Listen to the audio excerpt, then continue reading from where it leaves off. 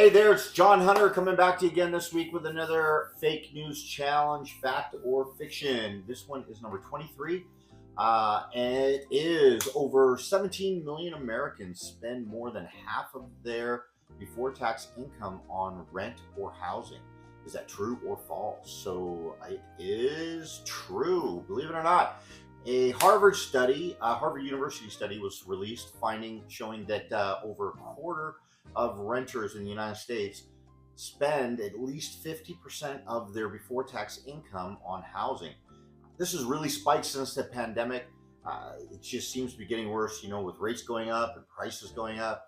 More and more is going towards that, which is kind of crazy, really, if you think about it, because, if people are in a 10 or 15 or even 20% tax bracket, that doesn't leave a lot for bills and spending and, overall living. So, the only solution I have to that, and the only one that I've ever found, is buying a house. So buying a house might actually be a little bit more expensive in the short term, but it locks in your housing expense. As long as you don't refinance and continue to pull equity out, if you buy a home, you lock in the cost, and that payment won't change. A perfect example of it is I run into this all the time with older Americans that have owned a home for a long time.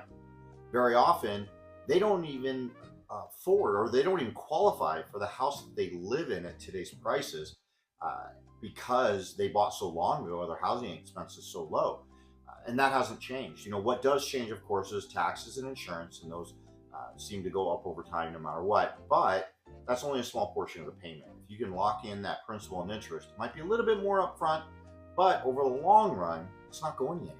Right? If you have a 30-year loan, it's fixed. It's not going anywhere. So that's really the only solution I see on the horizon, because rents just keep going up. That's not getting cheaper.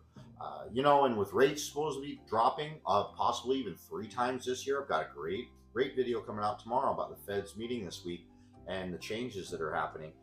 All great positive news. So, but the only solution is buying a home. And even if the payment's a little bit higher today because the rates are up, they're going to be lower within a year. And if you can lock in that price, you can lock in your housing in the long run. So if that's an issue, if that's keeping you guys from looking at homes or buying, or if you know of anybody that's a stumbling point, it's you got to start somewhere, because everybody's like, hey, I wish I would have bought way back when prices were low and everything was perfect. The reality of it is in 10, 15 years, that's what everybody's going to say about today. Even a year from now, people will say, I wish I would have bought then and locked in the price with rates coming down. That is going to be, it's always the story, right? So, it's worth thinking about. If you have anybody who wants to get pre-approved, you want to talk about financing, even pull cash out, whatever, John Hunter, I'm your guy. Give me a call. Hey, like, subscribe, come back tomorrow for the rate update. This week is some great news. Something big happened today, and I'd like to talk about it a little bit on that video. So come back and watch it. So, hey guys, have a great week, and I will talk to you soon.